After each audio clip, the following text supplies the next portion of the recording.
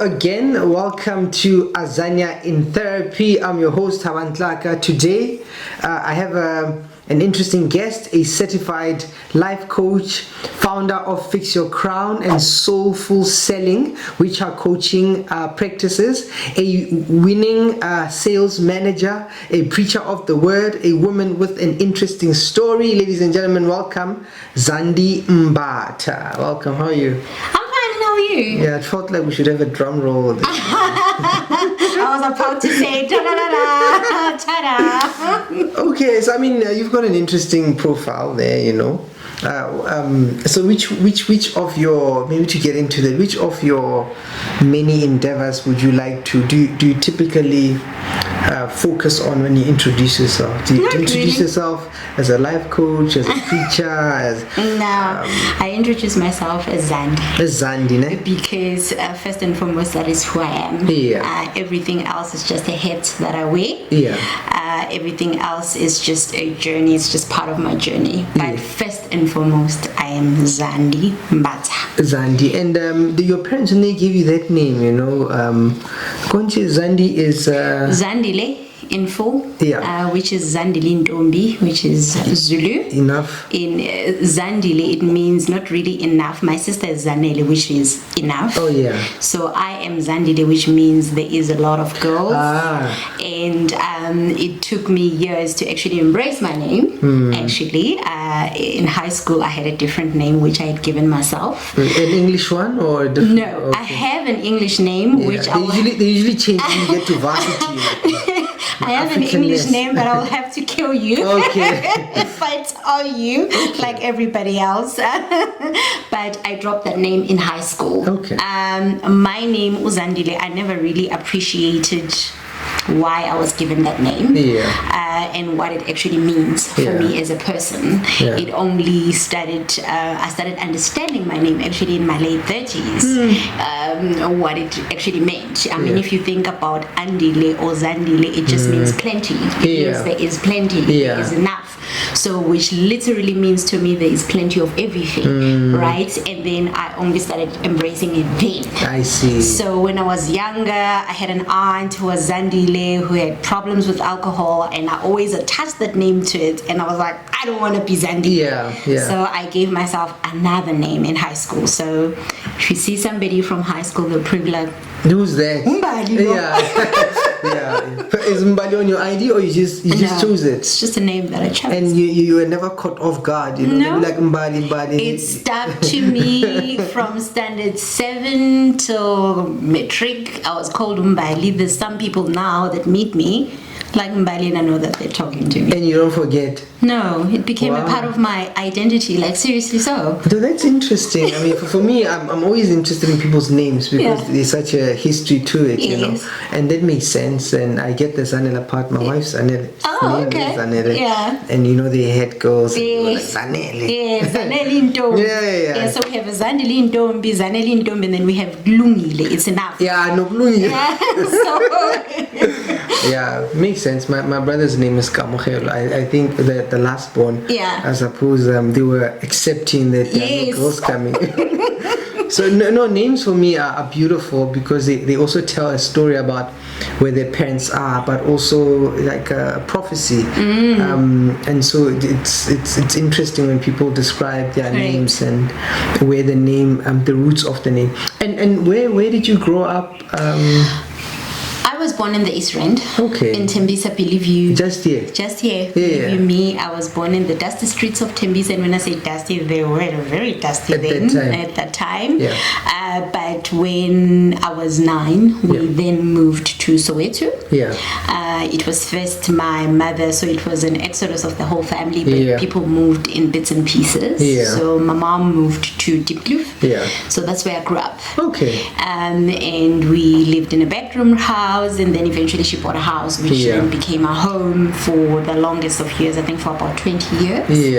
And then when she retired, she then went and bought herself a house in Roodepoort as a gift to herself. West Rand. But I never lived there. Okay, so you were like East Rand, you like Soweto, you like West Rand. Yeah, you must have some very interesting stories. growing up in those places. And speaking of which, so you're a life coach, right? Yes. There's when we were training, there's something that we learned, right? That the wounded healer heals best. So it's always intriguing for me. People go into professions where they want to help other people, because typically the story might have started with them. Correct. And so tell us a little bit more about Fix Your Crown and Soulful Selling. Yeah. So Fix Your Crown, as you said, the wounded healer heals best. That's exactly what the story is. Fix Your Crown came at the lowest point in my life, actually. I wouldn't even say that there was things happening then, but it was a place of realization. It was a place where I had to admit to myself, I've been hurt, I've been wounded, I've been traumatized. Remember, also mental health is not really big in the big black community. You'll pray. You pray. Things happen to you, and suck then it up, people say, "No, be strong. It happened a long time ago. Move on." But the one thing that I learned with trauma is it always catches up with you. So if you're running away from it, it will manifest itself in your life and in different areas of your life, not just your psyche, but it will start bleeding out on other things that you thought were not related to you. You'll start seeing it in your job, you'll start seeing it in your relationships with people, you'll start seeing it in who you are by people telling you, oh, this is the person that you are, and you keep on saying, no, not me, right? So Fix Your Crown then came when I was at that crossroad, and I was like, I've been unhealthy for so long, and I've picked up these unhealthy habits for so long to try and mask this person that is wounded and like really deeply hurt. So for the longest of time, for years, I was this person who came across as like very bubbly. Like the facade. Facade, like excitable and very happy. The life of the party, not at the party, but I would walk into a room and it would take somebody who really has intuition or somebody who's really skilled at that to say behind all of that. There's a lot of hurt, to a point where I would go to a place, I would be with you here, like right now, and we'd be happy and we'd be having this animated conversation, and I'm going to a bathroom and just break into tears. And even to me, it didn't make sense. Like, am I mad? What's going on here? What's going on with me? Just now, I was laughing genuinely. I was really happy to see Thabang, and we're having a great conversation, but I can't deny the sadness either. I can't deny this pain that I'm feeling either. So that's where Fix Your Crown came in. It came in when I just been in a relationship that broke down so badly. It hurt me, it debased me, it just left me feeling like less of a human. But the feelings were so deep that I could no longer be depressed for a few days and walk on. I really went down. I spiraled down. I was in a very dark place. And obviously we'll talk about how I came out of that, but after coming out of that, I knew that I couldn't go back there again, because it was such a scary place. And I knew that I wanted to help others, because then the question then said, I've heard the stories about people that have had a similar life. How do they cope? How do they get out? Do they really get out? And then I started seeing a lot of Zandis around me, and then you can tell this person is really sad. And also because now I was aware. Well, I had a lot of self-awareness. I had a lot of truth, my truth. I had a lot of honesty with myself. I had faced myself. So then I could say, I see you, because now I see me. So all along I couldn't see me, so I couldn't see others. It was just like, it's just going on with life. It's Saturday today, so what? We carry on with life. So that's how Fix Your Crown came about. Me wanting to help women like me, and to say to people, your mental health is very important, and you can get out of it. It doesn't end in the dark place. You can get out into the sun again. I mean, the story you tell, I think it's the story of, you are telling it, but it's a story of so many women. I mean, so many people, I think men as well, but particularly women, where we are now in this context, right? So you talk of a fragmentation, like, so, because when we experience trauma, we fragment, and some of these bits, are everywhere, and sometimes we don't see them. And the other thing we learned is a person cannot not communicate. So when you say that, people, you would be living your life, but in different spaces, you see these manifestations of hurt, these manifestations of trauma. And I don't know if it was just other people just commenting, or it was just you also reflecting on it, because you were aware of, like, I'm not okay. What's this going on for you? The catalyst, was it other people, or was it something that just came from you? It was mostly a reflection. Okay. When you know that something is not working, but you just don't know how to articulate it even to yourself. I can't come to you as a psychologist and tell you what is wrong when I don't realize that there's something wrong. You might tell me there's something wrong from listening to what I'm saying, but if I don't come to the realization that, for instance, I'm an alcoholic, it's a self-realization to say, now I don't have control of this. So at that point, I didn't have control of my thoughts. Yes, the last relationship was also a catalyst, but it was a small part of it, where this person said so many things that were so hurtful to me, that made me feel so low. I couldn't ignore that. I couldn't just say, these are words. I had to really, really say to myself, is it true? And I then had to then turn the mirror and look at it and say, why would I say? Because I have always thought I'm this person, and this person has known me, and this person is very close to me, and they are presenting a case. Yes, they're not really presenting it in the most beautiful way, but they're saying to me, this is who you are. And something sort of seems to ring true about that. It's like, but it resonates. I don't like the way they say it, but I think there's some truth there. Absolutely. So this time I didn't deflect. This time I didn't defend. This time I actually stood there for a moment and I said, what if it's true? And I really, really stopped and I started reflecting, and it was scary and it was painful, because trauma also, it makes us act in a certain way, but we don't necessarily want to be those people. A person that goes around bashing people's heads until they come to that realization that this is unhealthy, they'll go around saying these people deserve to be hit, or sometimes they even do it without even thinking about it. You get into an argument, they bash your head in. They don't want to hear what you have to say. It takes really sitting down to say, but why would I want to hurt somebody like that? Why would I want to do that to somebody? And that's the part where you look at yourself and then you say, I'm in trouble. Yeah, it sounds like you've been to a place, but if you don't mind, maybe to share a little bit about, for you, what was it like when you were in that dark place? Was it more the East Rand, West Rand, Soweto trip, or was it more the relationship that got you to a dark place? It was a relationship. And it was a medley. Of, as you said, fragments of my life. But then this relationship, because it was so important, that's what made me stop. And that's actually funny. That's how I realized how important this relationship was. I knew it was important, but at that moment I realized how important it was. What it meant to you. What it meant to me, and what it meant to me to hear it from this particular person that I wouldn't want to hurt with everything that I have got. And they are saying to me, you are this person to me, and you are this person. Do you realize that? So that for me was the most difficult point in my life. There was a lot going on in life in general. There was a lot. I was under a lot of pressure.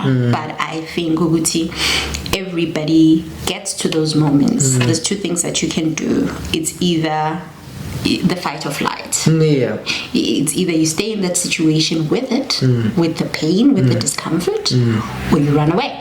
Or you freeze also. Or you freeze. You freeze and then you stand up and you say, okay, what was that? And then you carry on with life, and then it's gonna catch up with you again. So in my case, I couldn't freeze, I couldn't run, I couldn't defend.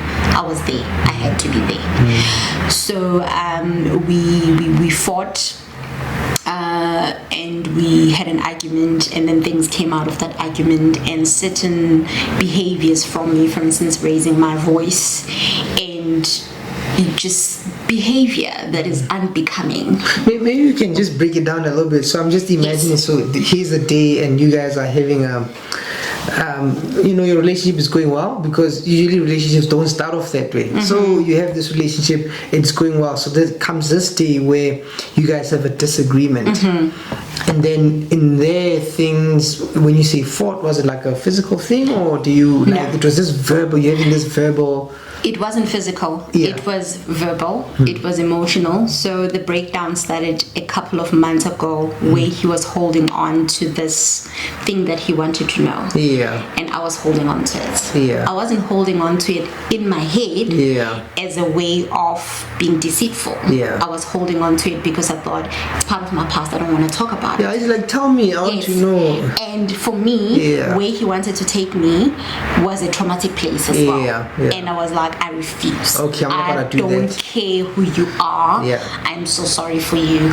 I'm not going there. And for him, he was like, it's me knowing you. It's me really knowing you. And I was like, I'm not gonna be vulnerable for anybody, because I promised myself. I'm not going there. Because that place where you're taking me, that's where I lost my vulnerability again, and I was hurt. So I'm protecting myself. I am so sorry. I'm not doing it with you. So the first time when he did it, when he asked, I lied.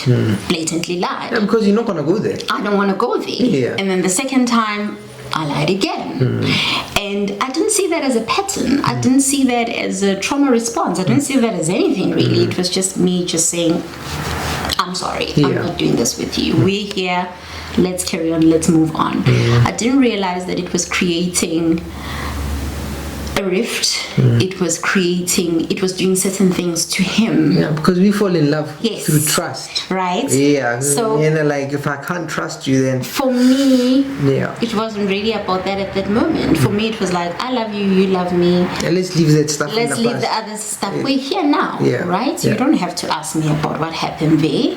And then the information started getting out in bits and pieces. But by the time that had happened, because I wasn't freely giving out the information, the trust was already broken, right? He'd already formed his own imaginations about what it was or what it wasn't. Added some spice there. Exactly, put some spice there, molded it, put some elevation, and this. And by the time I came out to him and said, I don't want this has happened, he actually pushed me so much that I remember snapping. I snapped, and in retrospect, I had to ask myself, what was that rage all about? And I wasn't raging at him. I was raging at, how dare you? How dare you take me to that place again? I kept on telling you, I don't want to go there. I don't want to go there, and you want to take me there. And so that was the beginning of the free fall, because he did that. I raged. I raised my voice. I normally don't raise my voice. And we were in a tight space, and he says to me later, you were so intimidating. If you were a man, you would have hit me. In my head, I wasn't thinking that. But my whole demeanor to him was unpleasant and threatening as well. And I knew I was so incensed, Thabang. I was so angry. But then I had to look at, am I angry at what he asked? What exactly am I so pissed about? Excuse my French, but what exactly am I so angry and raged about? And when I looked at that, and then the penny dropped for you. The penny dropped for me. But it still wasn't easy, because now here I am. I've got this person that I love desperately. And then I've got this girl that has been hurt from childhood. And then I've got this person again who says, I love you, but he says, let's go back there. Let's fix that. And I'm saying, no, that's my pain. Yeah. You've got no right to it. You don't know me like that. I don't want you to know me like that. He's saying, but I do. So that's where the clash came. Yeah. So it built up for months. And this behavior, which is me trying to protect myself, me trying to protect the relationship. So I'm for, I'm against, I'm for, I'm against. So no, I love you, let's leave this. No, let's not talk about my past. He's like, no, I love you, let's talk about your past. Yeah. And that's when it spiraled out of control for me trying to stop him from leaving, him saying, I'm leaving until you are ready to talk to me, I'm saying, I'll never be ready to talk to you, but you have to come back. Yeah. So it was that. Yeah. So it was just one thing. One thing until eventually, the communication just went and it broke. Yeah. And it broke when we had both just been diagnosed with COVID. We had COVID, we were both sick. So emotions, nobody knew what COVID was. We were stressed. Worried. Are we going to still be around? Are we still going to be around? I mean, then yes, COVID was like a death sentence. People were dropping off left, right, and center. I had a niece who was in the hospital because of COVID, who just had a little baby at 7 months. She was in a coma for 4 months. So those were all my reality. We were talking marriage, and we were supposed to actually go and see his parents. So all of that. Yeah, so a lot was going on, you know, it's just your own story, your own past, and here's this relationship, it's what's happening in the context in the country, all over the world, and I'm imagining work, so everything is I mean, hospitality, you know, is this thing gonna drag? What's going on, Zandi? What's going on? And then the one thing that is your support system, the one thing that had given you joy, is now breaking. And then you start getting desperate as well. But none of your thoughts are together. Nothing is rational here. We just all... You're more reacting. Yes. Yeah, instead of responding properly to whatever is putting you under pressure, whatever is overwhelming you, you know. And how does it get to a point where, when do things, you know, get to the climax? When you have this talk and, you know, you said the way you responded, it kind of shocked him. I'm imagining it shocks you too. And do you decide at that point that, you know what, I think I need to get help or do some serious reflection, or so what happens after that? So as I said, it went on for months. So we had days where he's also going through his own emotions, but I obviously don't know what's going on in his head. Meanwhile, he's also building walls around him to protect himself.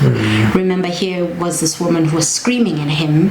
He's never seen that with this woman, and then here she was menacing and just made him feel uncomfortable. And he's a very calm person, and we were attracted to each other because we're both calm people, drama free. And then what's this? I'm thinking now in his head, he's thinking, did I miss something? You know what happened? And every time when he brings it up, we find ourselves in a similar situation where I'm angry again. I can't see, like I can't hear, I can't see. I don't want to talk about this. I want to get out of the room.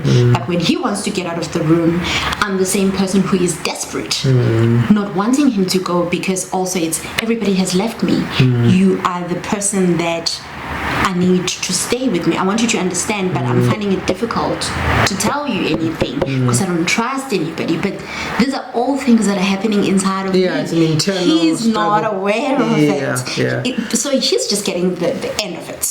He's just getting the rage in this person, and he's just thinking, what happened? You know, and then insecurities start building up because he's caging in, and then I'm thinking, what is he thinking? Is he thinking he's gonna leave, and then it creates other little fights outside? So he's internalizing and internalizing and internalizing until one day he came back home and we had another argument, and I took his keys and I took his phone. I became exactly the girl that I said I'd never be.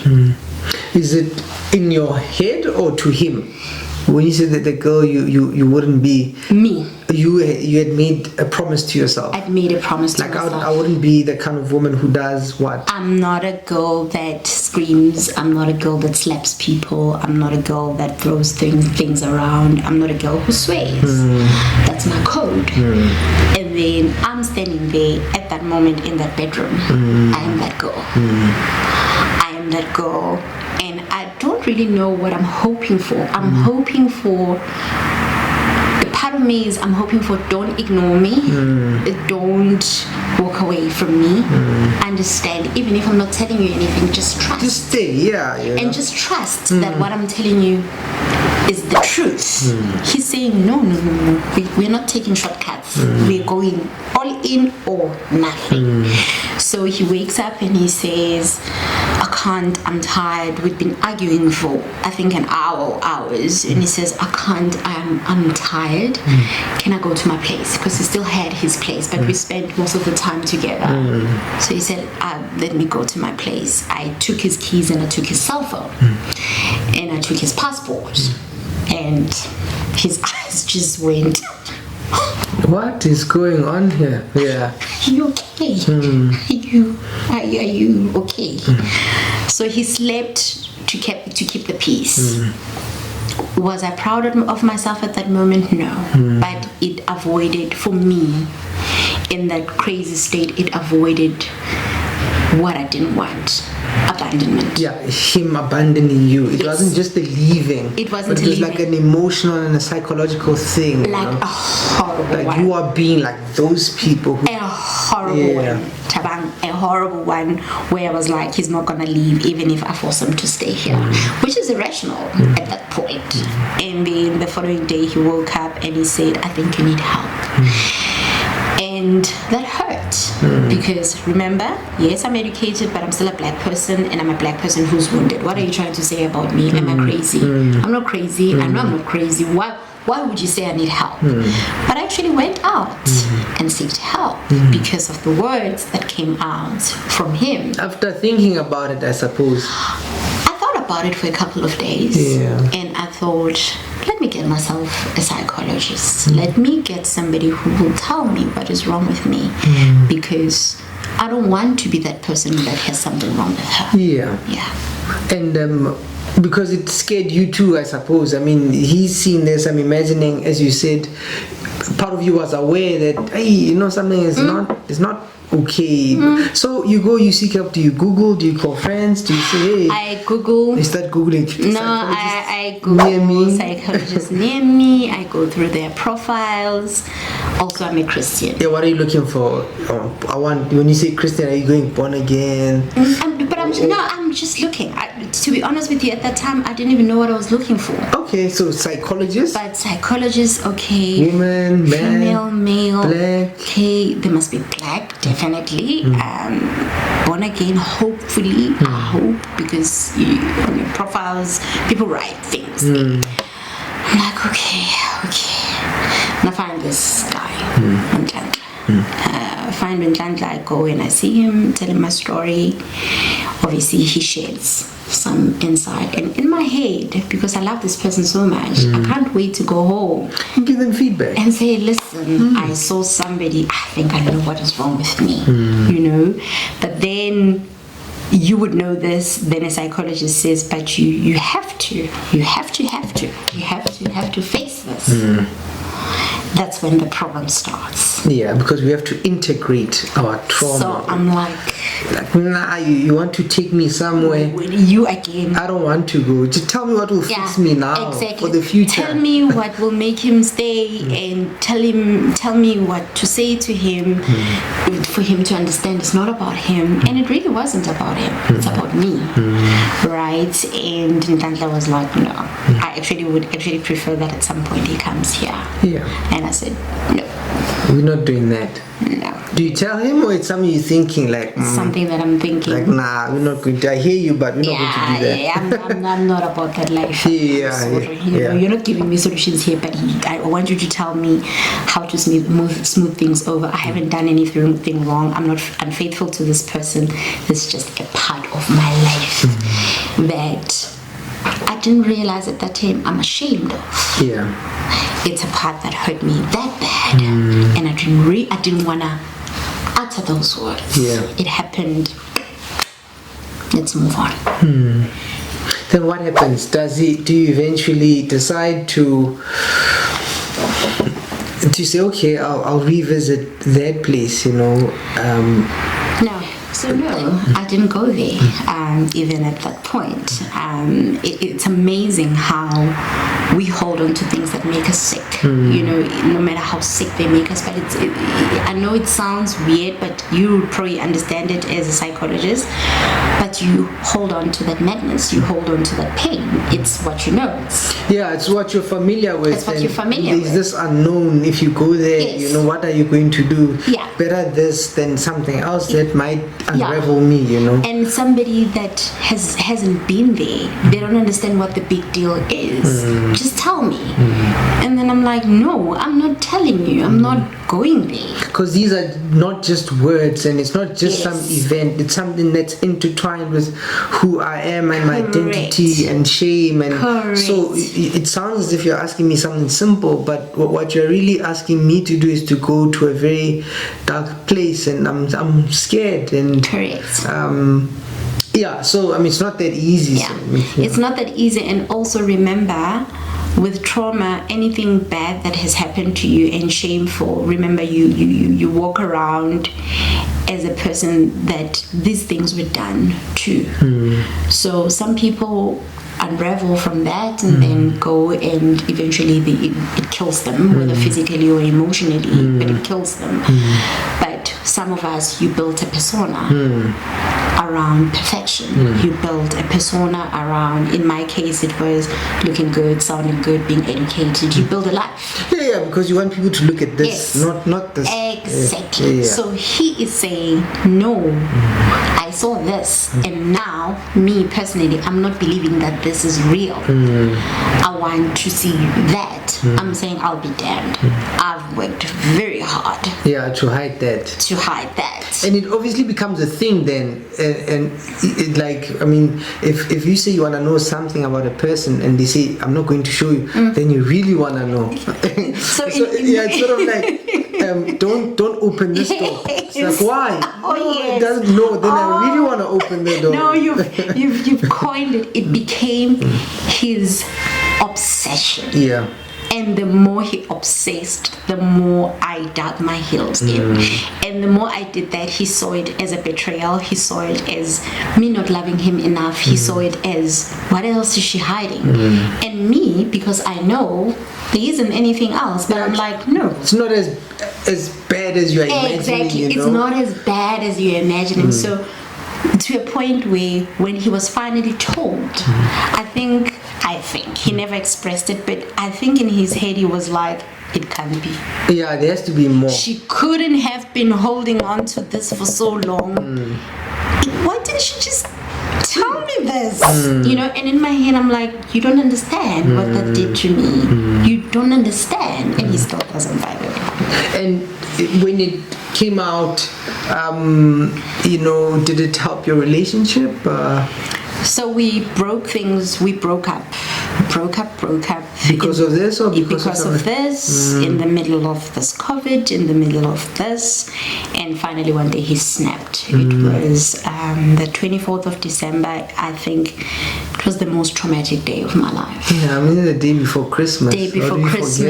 I was sick as a dog. COVID was just doing things to me. I was lying down, I was coughing. It was horrible. I became suicidal. I was depressed. I was in bed for days on end. And I did the only natural thing, and I think it was my last ditch at saving this thing that was important to me, because I was close to his family. We were there. We were there.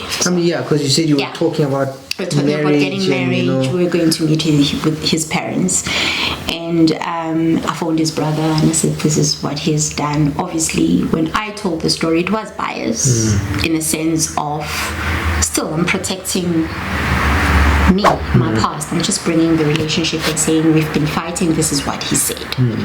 So obviously he looks at that and says, no, that's nonsense, he can't talk to you that way. But it wasn't obviously a full story. And because I can't trust this one that I love very much with me. Why would I tell trust someone else as well? Brother-in-law to be with that deep story. So I told him, and that made things worse, didn't make things better. He felt betrayed. He felt that I'd ruined his image with his family. They're a decent family, and they uphold each other to certain values. And obviously, he was seen as somebody who wasn't upholding those values. And at that time, I wasn't thinking about that. It was about preservation, not self-preservation, but preservation of this thing that I had built. Because you cared, not your own life, I suppose, your own persona, I suppose, and it was desperate times. Just desperate times. Does it? So I want to ask something else. So when you say that, part of what happens with GBV, right? So I'll take us somewhere else. With GBV, one of the most dangerous times is when a woman says, I'm leaving. That's when women get killed, get hurt. And what do you think about that, about somebody being desperate and when their partner says, I'm leaving? Thabang, the one thing that I have learned is the thin line and the sensitivity of the mind and of the spirit to a person. There is a very, very fine line between sanity and insanity, and being in control and not being in control. And I've experienced that. I've experienced that in my previous marriage, where a normal what we would see as a normal person. Yeah, I like saying normal. I went somewhere, we're doing a shoot, and they kept saying a normal person. In my mind, I was like, what is a normal person? What are we talking about? So inverted commas, a normal guy, about town, turned into what I would later call a very sick human being that really needs help, because I still believe he hasn't gotten help. But a person that needed help, where instances where I would say I'm leaving, I would either have a knife on my throat or I would be choked, for wanting to leave. And yet, this is the situation where I'm saying, you don't even like me. I don't even think you like me as a person. You don't like being around me. You're short-tempered, you're unhappy. When you're here, you don't want to talk, you don't want to do anything. So we can't talk about our problems. But if I say I want to leave, then it becomes violent. Yeah, and does it make sense to you now? Do you think the violence is just the violence, or there's something beneath all that, beneath the... the reason I ask is that because sometimes when we see in the news that somebody did this, I find that people often think, no, the person was just, they were fine, and this thing happened, and then they were just being bad. And what we forget to ask is, but how was this person leading up to that? Did they have issues that they worked through? Were they struggling? You said, but this was in your previous... My previous marriage. So I don't believe, I am of the opinion that people carry a lot of hurt and a lot of pain, because now, remember, I've had to face me. Right? So what do you think how do you look at it? I look at it, for instance, my ex-husband, as I said, when I started this conversation now, that he's a very sick human being. And not sick because he's some crazy lunatic. But there's things in his life that I'm aware of that maybe I didn't really appreciate the depth and the pain. Remember, I was later going to be almost the same similar person, right? But at that time, I was just a victim. Yeah. But in retrospect, people who go out and kill people, if you listen to the story leading up to that, I'm not saying it's a reason. Yeah, it doesn't justify. It doesn't justify. Yeah. But I think that is why it's important, the kind of work that you do, because then we're saying a lot of people are sick. Yeah, I was going to say, does it not make you think, wow, there's a lot of work that needs to be done? A lot of people are sick. A lot of us are functioning sick people. As much as we have functioning addicts, we have, I think, mentally functioning sick people who hide a lot of issues that are manifesting as alcohol, addiction to sex, addiction to clothes, people just being extra on social media, addiction to work, addiction to lies, addiction to different things. Every time when somebody does that, even people who just joke a lot about everything, I now look at people on social media, I think now, and then this person, they say somebody died and they come up with a joke and they come up with a meme. There is something wrong with that person. You think they're not processing the pain properly? They're not processing their own pain properly. Every child that had ever been a bully is because they were bullied at school. So it's a reflection as well. I'm going to make jokes so that you don't look at me, you can look at everybody else, because I know if I don't, I'm going to be the butt of the jokes. Yeah. And then speaking of depth, because you used the word, you said appreciate, so when so then you experienced all this, right? Then at some point you start getting help to the extent that you become our life coach. What was that journey like to develop the depth of understanding, or the skills to understand that people are burdened, people are layered? What was that like for? How did you get to that point where you are now able to say, hang on, I think I want to help people with this as well? The journey was a long one and a scary one. It needed to start with healing, and healing is not one size fits all. It's not one session. It's not 1 hour. One session or 1 hour. And then I asked Thabang, how many sessions do I have to take? I said to you yesterday when we were talking on the phone, I'll constantly be a work in progress. But now, because I'm aware, it's like somebody who just eats without thinking. But once you realize I'm becoming obese and you apply your mind to it, you've got that self-awareness consciously, you're now conscious of everything that you're doing, then I don't have to eat such big portions. Because sometimes we eat when we're bored, we eat when we're sad, we eat because we just have to eat. We're told to eat 3 times a day, and you don't even look at what you're eating. So same applies with my journey. I was now much more aware of myself.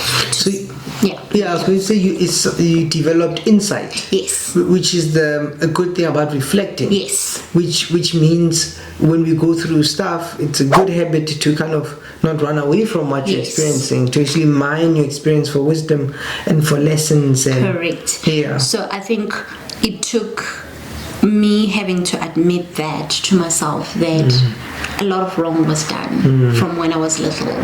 Me ending up in a relationship that didn't love me, or a person that didn't love me, was also another thing. So it was layers. As you said, people are layers. As the cartoon character Shrek would say, I've got layers, I'm like an onion, So as people, we're like onions, we've got layers and layers. But in my case, the layers were deep, and it was a scary place because it started here with the last relationship that I had, and then it was like, why? And then I went you back have to go deeper, and then I was like, okay, because of this, and then like, no, but why that? Why did you stay there? Why did you choose him? Let's just start with even choosing him, not even staying with him. I thought I could heal him. Why do you feel that you needed to heal him? Because you are broken.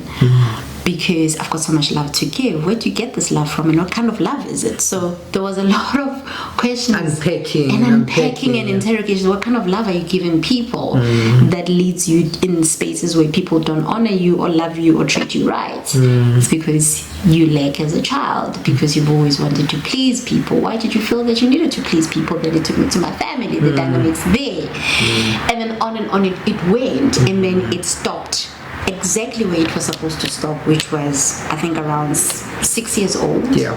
And that's where the first trauma began. Yeah. And that is when the first hiding of shame began. Yeah. That is when the lying about self began. And that was the sweet spot for me. And I cried for days and I was depressed for days. But I'm also a very spiritual, I'm a born again Christian, so I had to lean into that as well.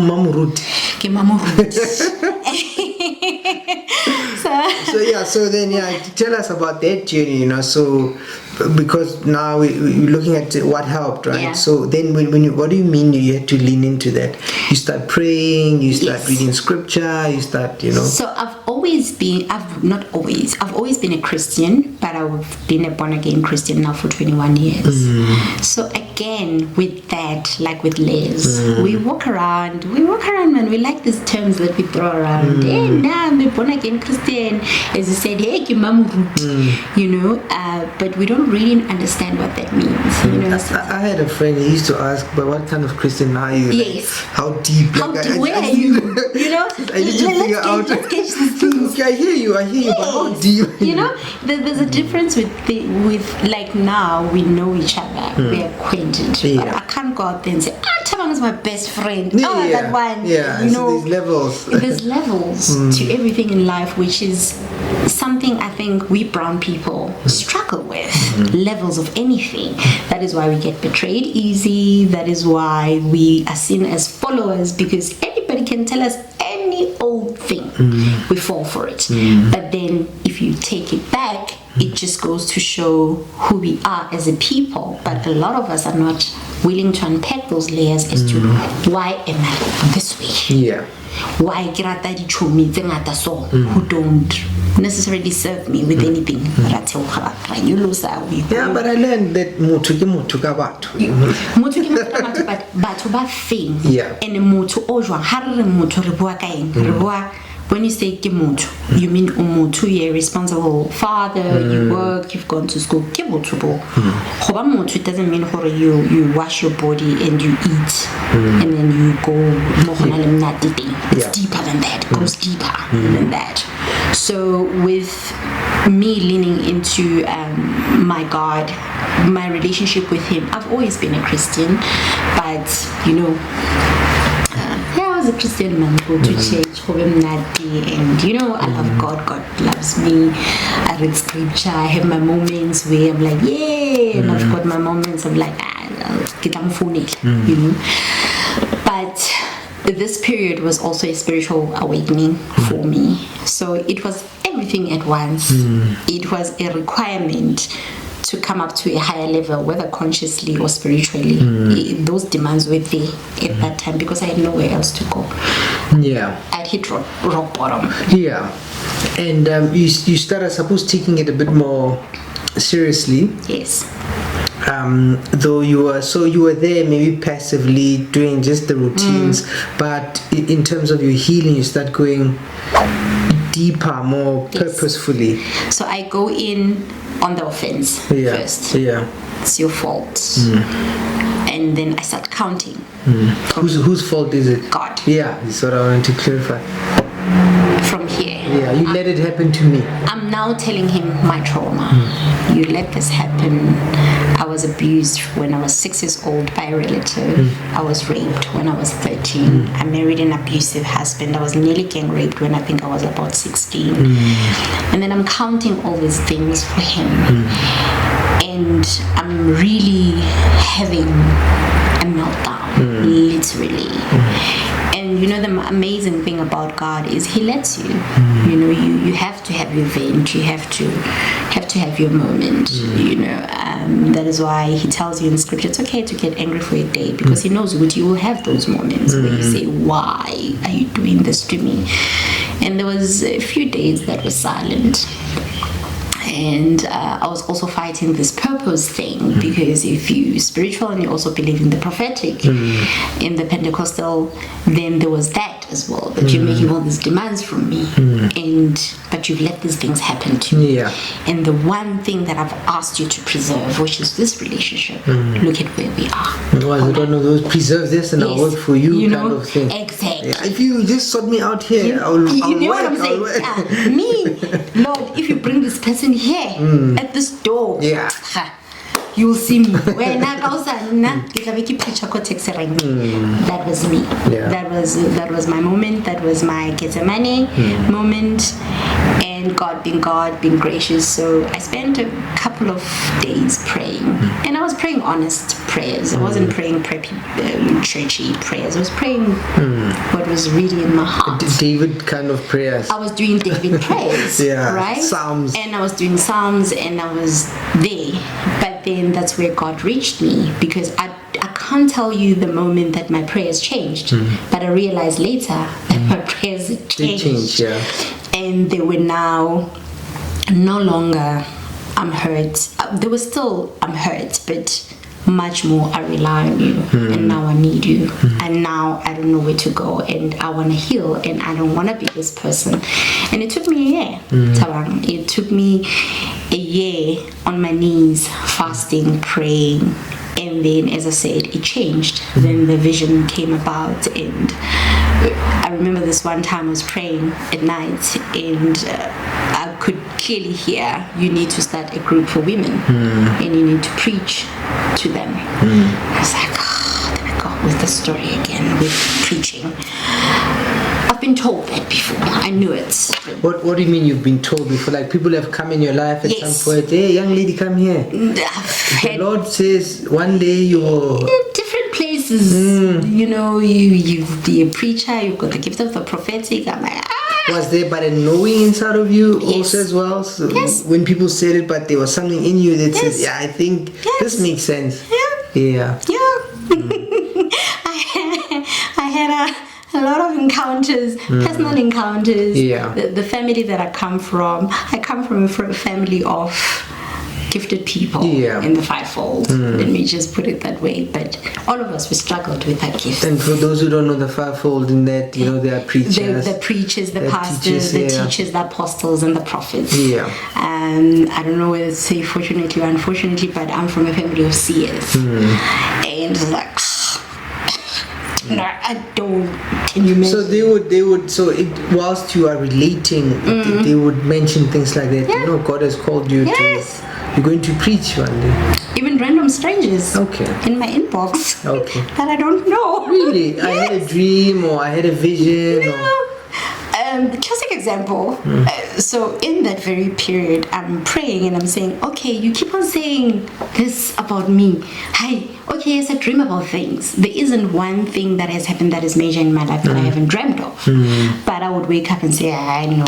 Especially warnings about anything, an accident, that person dying, blah, I knew it, you know. Or a random person, I'd be like, I don't know why I was thinking about this person yesterday, or I had a vision about this event, and then it happened, and then I'm like, okay, who do you tell? Yeah, because now you can't deny it. Because so things happen in real time.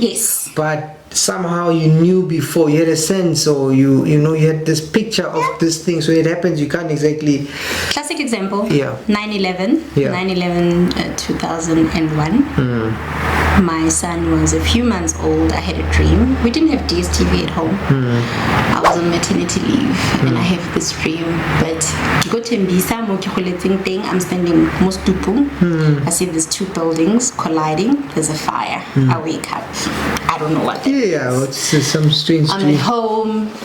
Loi is little, and Loi is your son? My son. And my mom phones. She's at work, and she says, please switch on the TV. It was still Larry King, CNN. I switch on the TV, and they keep on playing this image. I'm like, but I saw this yesterday. So it was so weird for me. I was like, I really saw this yesterday. I actually have goosebumps just talking about it. So there's been those incidences in my life where things like that have happened, but I'm young, you know, and every time when somebody says you're going to be a prophet, you're like, African spirituality, at that time you're thinking, I'm African. What are they trying to say to me? Mina ngiyawesa ngoma, for instance. You know? Or Thabang prophet I'm gonna be weird, you know, I'm gonna be walking around. Yeah, that's what you think. Yeah, doing crazy things. How? I know. So I'm not doing that. I'm not doing that. But I'm just now, because where you were going is that, so in your healing journey now, yes. It's like you have now this confirmation again, because yes. you said it took some time and you were praying. Yes. And then now it's you revisit this yes. thing now you have to do. Yes. But before you get there, what I wanted to ask is, I'm always curious about, you know, people will call you and say stuff like, you know, I had a dream, and you're involved in an accident, you know, God is showing me, you're going to get involved in an accident. I'll be honest, part of me gets a little bit annoyed, right? It's like, so why are you telling me? Like, so I'm minding my own business, you call me to tell me that you dreamt about me dying. So what do you want me to do? You just, then I always ask myself, what's that about? You know, what's somebody supposed to do with information like that? I think also with that, with everything that you're given, it's a journey. Yeah. It's I think I put on my bio because I'm studying psychology. I'm not a psychologist. Yeah. I'm not about to sit with anybody and say I learned in class. Yeah, I read the textbook and chapter. It said, you know. So you're saying that there's a journey then? There's a journey. Yeah. Even it happens a lot with young prophets. So I have learned that things that I see, sometimes the vision is not for now. Sometimes the vision is for you to pray. Remember, also prophets are gate men. You know, they are watchers in the spirit. Not necessarily I have to come and say, oh, no. If I see something like that, then you intercede on behalf of that person. If it doesn't happen, you say, hey, we thank God it did not happen, right? Is that the purpose of why you would see it, so that you can intercede? Yes. Okay. So the prophetic is not for you when you know things that other people don't know. That's not what it. Sometimes it's really generally just a conversation between you and God. He's just giving you insight on something. It doesn't necessarily mean you have to share it on social media or tell anybody about it. Sometimes it's a warning. Sometimes it's a correction. Sometimes it's something that needs to be done, right? So if I see you dying, as you said, what is the purpose of me phoning you and saying, hey? Yeah, well, what is the person supposed to do with that information except ruin your day? Yes, except if someone maybe pouring something in your drink. Oh, I see. Then I think the honors would be to say, just be careful. Be careful. Right. Makes sense. So then I'll take you back to, so you part of your healing goes to, you start now getting back to now your purpose, because you say you sort of you were not really being sold out to it. So but then is that what you did, and is that what got you kind of to now seriously say, okay, I'm gonna talk to women, I'm gonna, you know, so I encourage them? And I do my own class. First I consult my own life coach for myself. We have a conversation, we unpack my issues, because the psychology part didn't work, and now this person is no longer here, and I'm not even thinking that I'm gonna get them back, although in my secret place they are obviously still a prayer item, you know, if possible, you know, but I always sense that the answer was no. You need to be better, you need to heal. So what do you called me when you also said the psychology didn't work? I always find that one interesting. It's not that it didn't work for me. I didn't want it to work. I didn't want it to work the way that he was suggesting that it should work. There you go. Not the psychology or the psychologist himself didn't know what he was talking about. Yeah. It was me looking for a certain answer, not the one that he was giving me. Yeah, because no, I wanted to, I always think about, when people say that, then I usually wonder, because also working doesn't mean the thing will work out the way you want. You know, it's also sometimes, I suppose, like prayer. You pray for one thing and then the other thing. So you talk to your life coach and you go through these issues, and then do you then determine in there, okay, this is the path I'm gonna take. I'm gonna start an organization, 2 of them. Because the other one is social selling. It's for marketing. Yes. Yeah, those are the people with the money. Hey. Not really. So that comes from, so as I'm going through my healing journey, and I just think of my life in general, where people would come to me for advice, even when I was broken, a person would just gravitate. Because they sense that, Yes. you know, you have. So you're sitting at the bus stop when you're still taking a bus, and this chick just scoots over to you and starts telling you her whole life issues, and I never understood why. I never understood why people gravitated towards me. But then I realized, it's a healer's burden. You know, I didn't know I was a healer, because whether you're a psychologist or a prayer warrior, whatever fancy word, a doctor. I have a friend, he says psychologists are just pastors running away from. Thank you. There's a doctor friend of mine. There is actually a doctor friend of mine who inboxed me and said, "Oh, I see you. You are a life coach and you're studying psychology. You do know you're a prophet and a healer, right?" So, but anyway, it's fine. If you want to call it that, then it's fine. It's okay. You're doing the things. So a friend of mine says, "Oh, congratulations," because I did a whole launch and a page, you know, introducing myself as a life coach. And my friend says, "Oh no, it's all good." But he's a seer as well. He says, "You do know what's waiting for you, right? So it's okay." And then this friend of mine who is a doctor, he is not somebody that I actually met physically. I've known him on Facebook as a friend, like amongst all my other friends. And I happened to have a problem with my tooth. I didn't even know he was a doctor.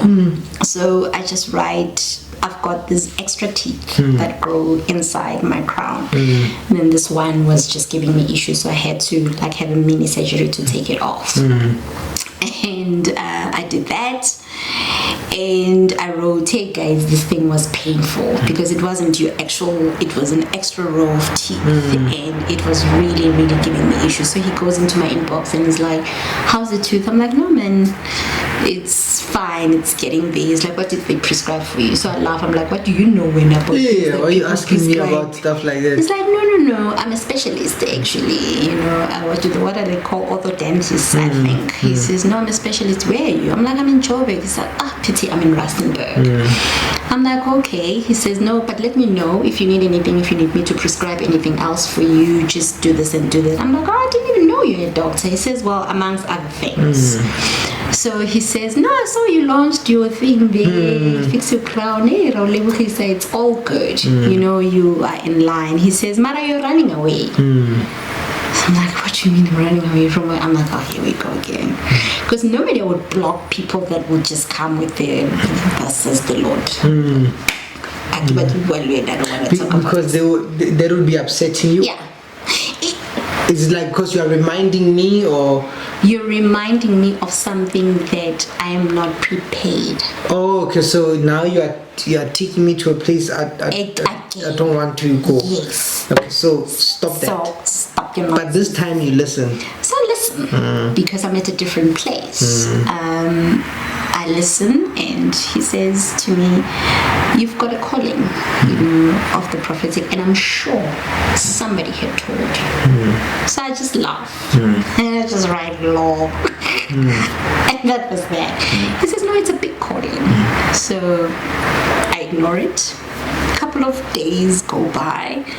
This person, you know, in your inbox, if a person is not your friend, then it goes into the other inbox. So I get a message from my inbox, and this guy is like, you know, "I need to talk to you." So I go through his page. I'm like, okay, he knows some of my friends that I know. I'm normally very guarded with people that are let into my space in general. Sometimes it's a bad thing, sometimes it's a good thing. I say it's a bad thing because sometimes I really miss out on people who are genuine, but because I'm so scared of just people. You can't be too careful these days. Yeah. So I try and keep my circles very close, which I think sometimes has been a bad thing for business and networking and whatever, because I genuinely just don't trust people and because of my issues that I've had in the past. So this guy gets into my inbox, and then he gives a whole, like, he lives at my house. But not like useless prophecies about your address and what did you eat last night, but real deep stuff. And then he says to me, "Can I have your your WhatsApp number. He sends me a WhatsApp, he talks to me, he phones me on WhatsApp, and he unpacks it for me, this prophetic thing. And I think it was the first time that somebody actually started from the beginning. This is why this happened, this happened, this happened, this happened, this happened, because... But particularly like stuff about your life? Stuff about my life. Oh, I see. And stuff about my life and what God wants me to do. And is it that God sent him to, because you were struggling? Yes. Then he came to actually address you. And he came at that time. Okay. He came in that transition period. He came in that period of praying for man's being. So it was almost as if this guy was in the room with me, because he unpacked, and it took days. He took days, every day he had a single word. I think for like a week, he would say, "Can I call you? More, there's more. This is what also God says." And there was never a point where he said any of those things and I'd be like, no, I don't understand. And what was interesting for me was for me to also be assured that it was, for those people who maybe never had such an encounter or who are not spiritual or born again, you'd be like, no, I'm not so sure about this. I knew something was happening spiritually, because then I remember I met this random guy. I was at Spa and he came behind me and then he greeted, and I thought, oh God, it was raining like this, and I was like, I'm not in the mood. And then he came next to me. You thought he's hitting on you? I thought he was hitting on me. And then I'm like, come on, dude. Can't I just shop? Can't I just shop? And besides, I'm a mudu man. For men to be like chatting me up, I'm going through my own things. And he came and he was like, yes. And he spoke in Zulu, but like deep Zulu. And I'm Zulu. So he said, "Sawona nkosazana." And I turned around and I smiled, but like with an annoyance, like really? Like, buddy, you're brave, because now I'm sizing him up. Women do that. So I look at him, and I'm like, yo. Asunjani, it's in corn. Yes. Do you want to come to my church? So then I looked at him, and I wanted to say, excuse me? He's like, I was like, which means like your angel is alive. And then from that language I could pick up that he was a Zionist, because then I started realizing and all that. I was like, okay, he would put it that way. He's like, yes, you're so bright, like you're bright, you're clean. And I just left. I left, but I knew. So it wasn't just those people, it was Izangoma, even strangers, I had Izangoma in my inbox. I had people, some of them Bapuma Dumisa programs. What would they tell you? They want to talk to me. Oh, can we meet? Can we chat? And they just came across your profile on... Okay, now, so this thing now is official. I guess you accept, okay, this is what I'm gonna do.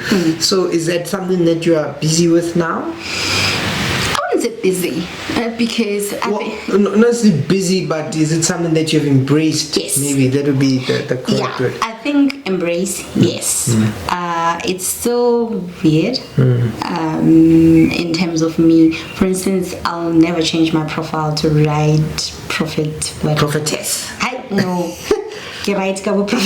But do you get visions and yes, for people, for communities, for nations? So the prophetic is different. Yeah, that's what I'm asking for you. What does most people are called for individuals. Yeah. Which is okay. I think every prophet can prophesy if they wanted to. Yeah. I am more of an intercessor and global issues, and God has definitely called me for the broken people, so I see that a lot. Okay. But please don't call me umpusori with lotto numbers, jackpot, am I gonna be rich, is my person cheating, okay, man lawyer. No, I don't operate in that space. In that space. But yes. Otherwise, I mean, to I suppose summarize, I mean, so you've got your story has come full circle, right? Correct. So here's this young lady from Tembisa. She goes to Soweto, she goes to the West Rand, and went through some things, got into a relationship, and some painful things happened, never wanted to deal with them, but eventually gets to face them. And not only does it become an issue of just facing those issues, but she almost returns into her purpose. And that's where you are now. Yes. As a life coach, and you're a businesswoman, and you preach the word, and it's like your story has come full circle. It's like you're in a good space now. I am in a good space, and unfortunately, coming into self is such a big thing. Yeah. And you could never come into self until you've embraced all parts of you, even the broken ones. Remember, God created you in His perfection and in the image of His likeness. And the biggest challenge for us as people, I believe, this is my personal opinion, is for you to remember who you are. And whatever it is that was dented, it needs to be fixed in order for you. So your businesses won't work, your relationships won't work, life in general won't work until you go back to factory settings. If Audi and then something happens to Audi, and then Risa, the guy down the road, it will probably work for some time. But it won't be a proper fix. It won't be a proper fix. From time to time it will break down until we take the car to Audi and we give it its original part that was broken, then it will look brand spanking new. So same applies with salvation, same applies with healing. And healing can never be superficial. I always, just to wrap up, I always liken healing unto seesaw. When you have a sore and it's festering, that is why they tell you don't cover it. All these foreign things, for instance, how Chile, but butter, sunlight, that don't do that. You need to leave the sore to air so that it dries out and it heals. But while you're healing, the stages of healing, there's the part where you're bleeding, it's bad, you can't touch this thing. There's a part where it starts getting dark and it's really painful. Sometimes at that point, which is past, and God doesn't work with the superficial. He wants to go deep in there. Same with the psyche. I believe you need to go in there, and you need people like yourselves. You need people like life coaches who can delicately do that, because I believe you can also go deep in there and a person doesn't come back. So that is why we need life coaches. That is why we need psychologists, and that is the narrative that we need to tell people out there, that it's okay to get people to help you. And also even in the prophetic, that is why they call us all healers. There's a responsibility when you're a healer. If you're going to go into people's things spiritually, you need to be prepared. Do not take mapilo abatu because you see. Sometimes you see, remember, we prophesy in part, we see in part. You can't just start high and you don't know where they are in their frame of mind. Spiritually, you haven't prayed about it when you're just happy to give a word. If this person is sensitive, they go, they kill themselves, or they do more harm. Same applies with the word of advice. As a psychologist, that is why we've got all these professional counsels that guide what we say to people. There's a responsibility there.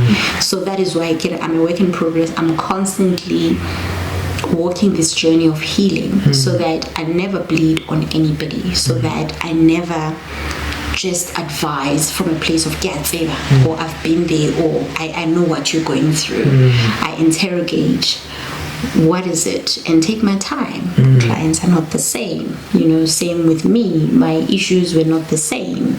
Some of them I don't believe they're fully resolved, but I'm definitely better. I think that's a beautiful place to actually pause it, because I appreciate what you're saying. I was going to ask you, what what do you think? What's your final thought? And you put it so nicely in that. For me, I think healing is important. That's why actually this space is called Azania in Therapy, because it's about want to treat some things, and I always enjoy a story about healing, and I'm quite fortunate and blessed to have had you today to share your story, and I know that people who watch and who listen will they'll pick gems for them. And also I wish you well on your own journey. Thank you. I like that so it moved from the intuitive but now you make it practical. Yes. And I think that's where we need to go, to not just feel, but to say, okay, what do I then do with this stuff that I've been through, the stuff that I'm aware of. But otherwise, thank you very much. Thank you for having me, and I really hope that somebody listens, because we don't tell the stories for the sake of telling the stories. Yeah. We tell the stories so that somebody can see themselves in the situation and say, I need help. It doesn't have to be that way. It doesn't have to hurt all the time. Something can be done to change, because sometimes when you're in pain, you can't even see kopi le kumara. Yeah. You think survival. You just survive every day. Life is for living, not to be survived every day. Yeah.